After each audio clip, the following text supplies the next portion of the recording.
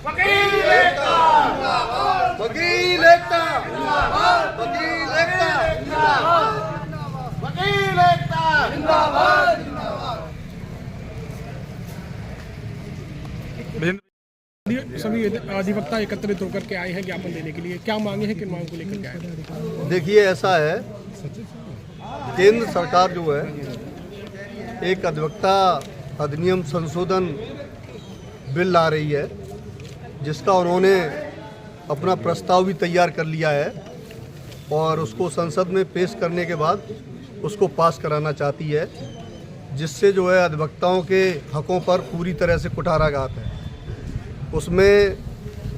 अपने नुमाइंदों को नियुक्त करना चाहती है बार काउंसिल में, और जब वो नियुक्त हो जाएंगे तो अपने मनमानी तरीके से जो चाहेंगे वो काम करेंगे।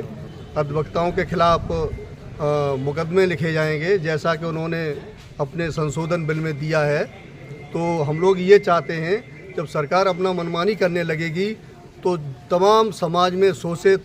व्यक्ति है जिसको न्याय नहीं मिल पा रहा है, जिसको हम लोग न्याय दिलाने का काम कर रहे हैं, तो हम जब अपना बचाव नहीं कर पाएंगे तो उनको न्याय कहाँ से दिला पाएंगे।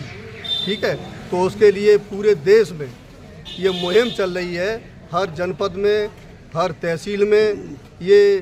विरोध किया जा रहा है, और हम लोग भी उसी परिप्रेक्ष्य में आज जिलाधिकारी मैनपुरी को ज्ञापन देने आए हैं। हम इस संशोधन बिल का घोर विरोध करते हैं, निंदा करते हैं, और ये जो हमने प्रस्ताव दिया है ये महामहिम राष्ट्रपति के द्वारा जो है इसका विरोध किया जा रहा है, और ये सरकार को इसको अवगत कराएं। इस संबंध में हम लोग अपना ज्ञापन देने जिलाधिकारी मैनपुरी को आए हैं। वकील एकता जिंदाबाद।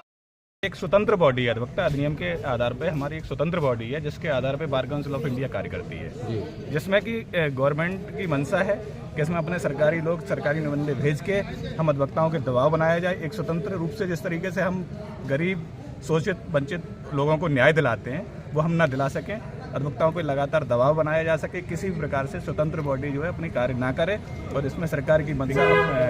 के अनुसार हम लोग कार्य करें, जो कि जिसका हम लोग विरोध करते हैं उस संशोधन का। और हमारी बार काउंसिल ऑफ यूपी ने हम लोगों को कल के लिए 21 तारीख और 25 तारीख को